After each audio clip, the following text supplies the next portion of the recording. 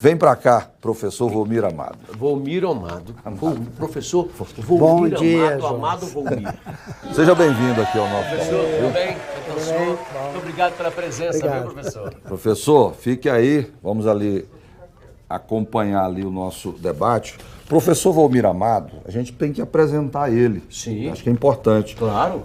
Doutor em Ciências da Religião, mestre em História pela UFG, graduado em Filosofia e Teologia, foi reitor da PUC de 2002 a 2021, a Pontifícia Universidade Católica, antes era Universidade Católica de Goiás, nasceu no Rio Grande do Sul, pai e filho, é do Rio Grande do Sul, e tem 59 anos.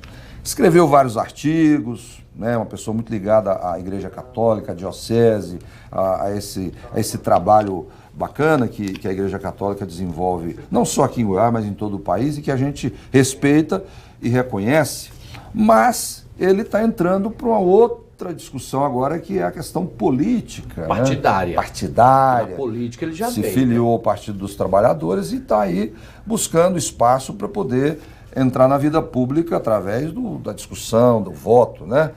Professor Volmir Amado, seja bem-vindo aqui na sua casa, porque aqui é a sua casa, né? A PUC é a sua casa. O senhor conhece disso aqui, cada centímetro aqui desse campus, né? Do campus nosso lá, na saída... Mais do que ninguém. Para o Parque das Laranjeiras. Longa jornada. Longa jornada, tem muita história para contar. Construir essa obra toda aqui não foi fácil. Mas agora o senhor está querendo entrar na vida pública, na disputa política, na luta interna dos partidos, e coloca aí o seu nome como pré-candidato aí para disputar a eleição do ano que vem pelo Partido dos Trabalhadores. Como é que o senhor entra nesse debate? Como é que o senhor está vendo essa situação? O senhor acha que tem credenciais para poder entrar nessa discussão, nesse debate sobre a sucessão do governo de Goiás? Jones, bom dia, não, boa tarde. Boa tarde a você, boa tarde ao Messias, boa tarde quem está nos acompanhando, a preciosa audiência aqui. Olha, eu tenho uma longa jornada. Eu penso que sobretudo nesta campanha, a população quer pessoas experientes, porque tentou em 2018 novidades e viu que novos na política não davam certo. Novos no sentido de sem experiência. Quer dizer, queria uma mudança, mas era preciso uma mudança que tivesse consistência, experiência. É isso que eu estou trazendo como contribuição. E segundo aspecto importante, um projeto para o Estado. Porque o governo também que aí está no Estado, que ia bem na oposição. Quando batia lá no governo Marconi e no que estava fazendo, estava numa posição muito confortável. Isso que quer dizer. Qual é o projeto primeiro o que ele fez, destes 3 anos que já se passaram. E segundo, qual o projeto que ele tem para Goiás? Ninguém sabe. Então nós temos um projeto para o país, já um plano pré-preparado, depois vamos ouvir a população. Nós vamos escutar o que o Messias diz, o que o Jones diz, o que você tem a dizer. Plano de reestruturação e transformação do Brasil. O Instituto Perseu Abramo fez a proposta, levantou com sugestões vindas de todos os setoriais, educação, saúde, meio ambiente, esses problemas todos que são apontados aí no Rio Madeira, isto devia ter sido superado há mais tempo, não, foi incentivado. Como dizia o ex-ministro do Meio Ambiente, o anterior, abre a porteira e vê a consequência que vai dar para o país. Então, realmente eu venho trazendo a experiência de gestão, um plano de trabalho a ser depois ouvido junto com a população em todo o Estado, porque o eleitor quer ser ouvido. As pessoas estão querendo ser ouvidas. Vem da exaustão de uma pandemia, vem de uma situação de fome, de dificuldades. Ainda ontem estava numa comunidade, numa paróquia aqui, que eles juntavam, cada um com um pouco de dinheiro, para fazer 70 cestas básicas daquilo que eles davam conta lá. Né? Cotizavam. Agora eles estão tendo que dar 400 cestas básicas. E eles não têm mais condições de fornecer alimentos. Nós temos que dar uma resposta estrutural. Então, fome zero e desmatamento zero precisam ser gradualmente implementados, não como uma ação só de uma secretaria. ou com uma atividade de OVG, de primeira-dama. Tem que estar no coração. Quem vai liderar isso? Uma ação de governo. Professor, e hoje eu vi uma notícia meio preocupante, que a Polícia Militar do Estado de Goiás pediu para que fosse monitorado o trabalho do pessoal do MST. Não explicou o porquê, mas viu isso aí. Professor, o senhor acha, nós tivemos a campanha do fuzil. O povo precisa atirar. Que povo armado jamais será, como é que é o negócio? Dominado, povo algo armado, assim. Dominado. Aquela conversa. Mas hoje, o que avizinha-se, né, o que estamos a ver aqui no norte, é a falta de comida na mesa do povo. Né? Então, essa vertente de que nós precisamos ter um fuzil já cai por terra. Porque se você não tiver feijão na barriga, você não vai ter força para segurar o fuzil. Então, primeiro vem feijão na barriga. Nós precisamos de quê? De fuzil da comida na mesa, que quer dizer que o trabalho, o emprego para as pessoas. Essa é a vertente. Eu acho que quem aí está preparando o almoço, uma mãe de família, um pai que tem que trabalhar, saberá dizer isto. Se eles querem aí em casa com seus filhos um fuzil ou comida, ou um prato de comida para seus filhos. Eu acho que essa é a resposta que podemos dar. E quem se pretenda com honestidade a servir o povo deve escutar isto. Do que os pais, as mães, as famílias, os mais pobres, nas grandes periferias, na zona rural, têm a dizer o que eles estão precisando. Ora, desempregados, os filhos estão crescendo, não têm como estudar, perderam a bolsa universitária, estão numa situação dramática, a água entrando dentro do barraco. O que é que eles querem? Eles querem fuzil quando tem o barraco. Então são pautas que desviam, levantam poeira. Goiânia virou uma cidade de pessoas jogadas nos braços do chão, ao domínio da rua. E depois esta situação se estende para uma condição sanitária. Veja, nós somos um dos países em que mais morreu gente nessa pandemia. Isso é desastroso.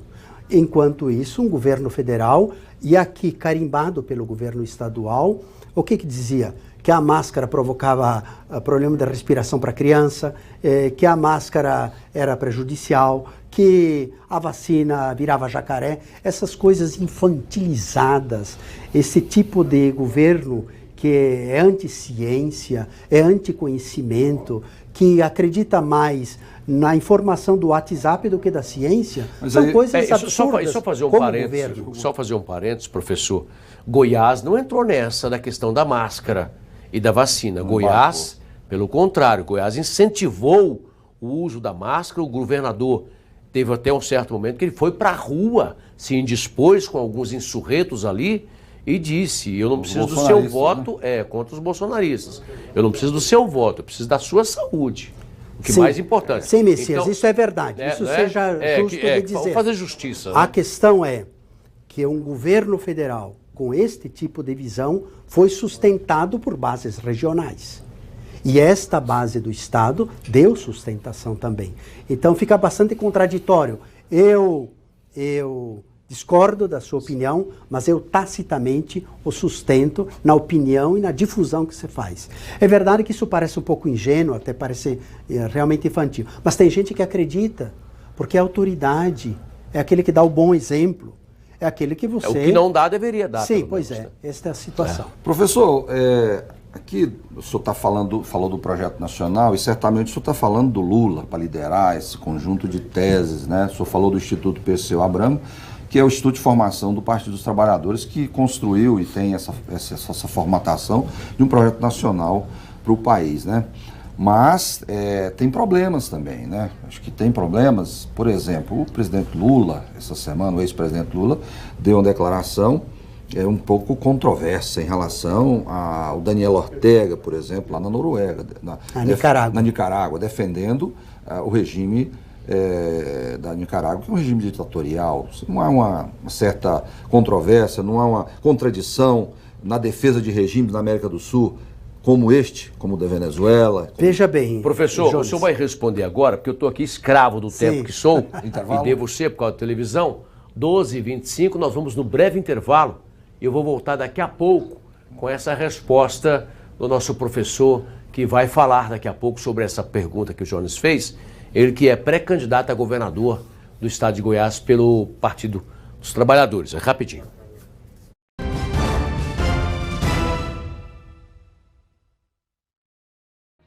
TJ Goiás. Fique por dentro das principais notícias da cidade, de segunda a sexta, a 1h15 da tarde. Aqui você tem conteúdo de relevância, com compromisso social. PUC TV, informação e entretenimento a serviço da vida. Onde tem o trabalho do governo de Goiás, tem notícia boa para você, goiano. Quer ver? Na segurança, Goiás supera os Estados Unidos na resolução de homicídios. Na Previdência, 18 mil aposentados e pensionistas agora estão isentos da contribuição. Na educação, o Estado vai distribuir 60 mil computadores a estudantes e reajustar salário e auxílio de professores e servidores. Quem mora em Goiás vê o governo trabalhando e os resultados aparecendo. Governo do Estado. É por você que a gente faz. E se eles me chamarem de velho? E se eles acharem que eu sou incapaz? E se me olharem diferente? Não dê ouvidos ao preconceito. Usar aparelhos auditivos é cuidar da sua saúde. É cuidar de você. Audibel, ouvir bem é viver bem. O que fazer enquanto busco o tão sonhado diploma de curso superior? Viver só no seu quadrado ou explorar outros pontos de vista? Esperar pelo futuro ou viver o presente ao máximo? Na PUC você pode muito mais, porque a PUC não garante só um diploma reconhecido no mundo todo, mas um mundo de possibilidades. Viva a experiência de ser PUC. Faça o vestibular social e estude com bolsa de 50%. PUC Goiás, uma experiência de vida. O melhor programa esportivo da televisão goiana é aqui. Gols, debates e a cobertura mais completa. PUC TV Esportes, de segunda a sexta, 7 da noite e aos domingos, 20h30. Também no YouTube.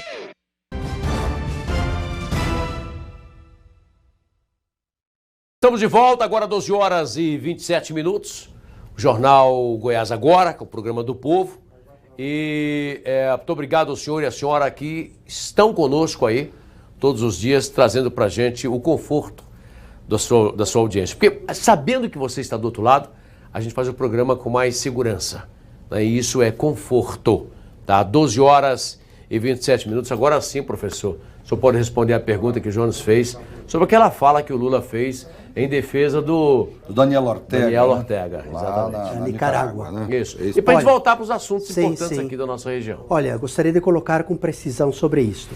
Primeiro, o partido e o Lula sempre defendem a radicalização da democracia, em todos os aspectos, na liberdade de expressão, na partilha dos bens, no acesso universal aos direitos. Portanto, a radicalidade, a radicalização parece meio paradoxal da democracia. Agora, este contexto e esta frase em que ele disse, ele estava dizendo que se um país de primeiro mundo, a presidente pode ficar 16 anos, mas lá, como foi o caso da Alemanha, mas é por eleição e tudo mais. Ela foi... Lá, sim, por eleições. É parlamentarismo. Ok, o sistema de pode governo, ser parlamentarista, presidencialista. Quem define é a Constituição. Se a Constituição define reeleição, as pessoas podem. Se ela não tem limite de reeleição, professor, eu até penso diferente, que é melhor a alternância. Isso fica melhor. Eu acho que é a alternância. Mas veja, se a legislação, como é o caso da Nicarágua, permite, então está dentro das regras democráticas. O que não dá é para um presidente de primeiro mundo que fique décadas isto ser elogiado e outro presidente, porque ser um país como Guatemala, Nicarágua, sim, Venezuela, eu não estou endossando tipos de governo, ditaduras, autoritarismos. Mas veja, eles garantiram as regras democráticas do seu país, dentro da sua soberania. Então veja, sim, exatamente. Eu ia nessa questão aí, viu? Isso daí está tranquilo. Quanto à questão do perfil e o jeito dele fazer... Aí é outra história. É outra história. Aí eu só não a concordo. questão é, nós discordamos do governo, mudemos as regras. Porque isso é o parlamento quem coloca. Então, o senhor não acha que isso macula, nesse momento, o Lula ficar cuidando dessas questões truncadas lá de fora? Sim, vamos cuidar daqui. Pode induzir, no momento que há uma sensibilidade maior pela democracia, o governo aqui quis fechar o STF. Exatamente. E essas coisas todas da vida republicana. É hora de falar disso. Realmente. Mas também foi tirado fora do contexto. Tá. O que ele faz é a comparação. Se países ricos, em regras democráticas, podem ficar muitos anos, países pobres também não se pode olhar de um modo preconceituoso. Então, este é o ponto. O ponto não é ser contra ou a favor da democracia. Se há alguém que defende a democracia, é o PT e o Lula. Agora, e radicalizando a democracia. Graças à democracia que os trabalhadores conseguiram fazer um partido. Professor, como é que o senhor vai enfrentar? Como é que o senhor vai enfrentar o fato do PT ter passado por esses momentos tão difíceis como viveu aí e ter sido, lógico que não mas ter sido chamado de pai da corrupção? Olha, se há coisa que está sendo chamada também agora é o partido da Lava Jato. Porque todos os que dele participaram, não só as principais como o Moro estão se lançando a candidata a presidente da República. Então você vê que há uma intencionalidade. Esses dias o Eduardo Cunha falou claramente que é contra o Lula. Falou, a Lava Jato e o Moro fizeram uma perseguição direta no Lula. E para fazer o contraponto me perseguiram. Então veja bem, este é o primeiro quadro. A Lava Jato está sendo esclarecida com o tempo. Segundo aspecto importante, exatamente a experiência é que está fazendo com que a população acredite nos governos do PT. Por quê? O PT se amadureceu, ele se purificou, ele passou por diferentes etapas. Vai fazer autocrítica? Já existe autocrítica interna. Agora, por que não vem para a televisão fazendo a avaliação? Porque o adversário toma aquela expressão e ela pode ser uma vantagem eventualmente eleitoral, palanque, né? Mas um desastre político para o futuro também, porque vai pegar, se uma frase sobre a Nicarágua é tirada do contexto, avalie você fazer uma avaliação em família e colocar isso para a televisão. Então... Agora, professor, o campo das alianças é importante numa eleição, né? Eu queria aqui entender como é que o senhor está construindo essa articulação no Estado, que partidos o senhor tem conversado, se isso está na agenda, na pauta do trabalho que o senhor está desenvolvendo, visitando o Estado, e se sua candidatura realmente é para valer, ou se ela é só meramente para marcar posição e de repente viabilizar o palanque do Lula em Goiás. São 3 pontos importantes. O primeiro o PT está atento a eleger presidente Lula, portanto, presidente do Brasil. Então, o plano federal. Segundo aspecto importante é ampliar a bancada estadual e federal por razões de governabilidade futura, por razões de diminuir o centrão criado por um fracionamento excessivo de mais de 30 partidos que tem no país e que depois fazem barganhas com qualquer governo que aí estiver.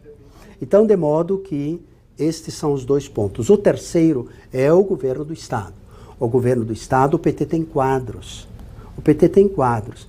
Tem jovens, tem idosos, tem intelectuais, tem empresários, tem lideranças populares, tem gente, amadureceu. Tem diretórios, tem núcleos de base, tem zonais. Há, portanto, toda uma pleiade de homens e mulheres que estão aí já historicamente capacitados e preparados. Agora, veja bem, entendo isto, eu apresentei o nome. Apresentei por um diálogo tido com o partido, não só internamente, mas com outros partidos também.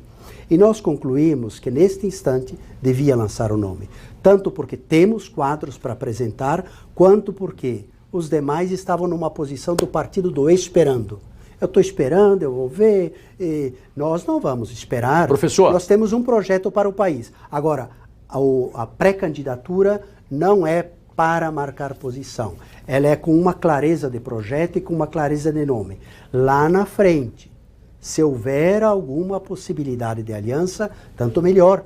é melhor para o Estado, é melhor para a pacificação social, é melhor para diminuir a polarização, o ódio que é incitado pelas redes sociais, insuflado por esse tipo de lideranças. Então, claro que será bom lá no futuro a questão das alianças. Nós temos 4 minutos para acabar, professor. Quais são os partidos que vão com o senhor? Olha, com certeza toda a esquerda vai estar unida. E, eventualmente, algum partido de centro poderá fazer a composição. Se não como aliança, pelo menos como um eventual segundo turno. Jones Matos. Professor, evidentemente que um projeto como esse é preciso que o senhor tenha lastro no Estado, conhecimento. A estrutura do PT, por mais que ela é um partido nacional, mas em Goiás tem muitas deficiências, um partido muito urbano ainda, né? Anápolis e Goiânia é onde a sustentação e o fortalecimento do partido.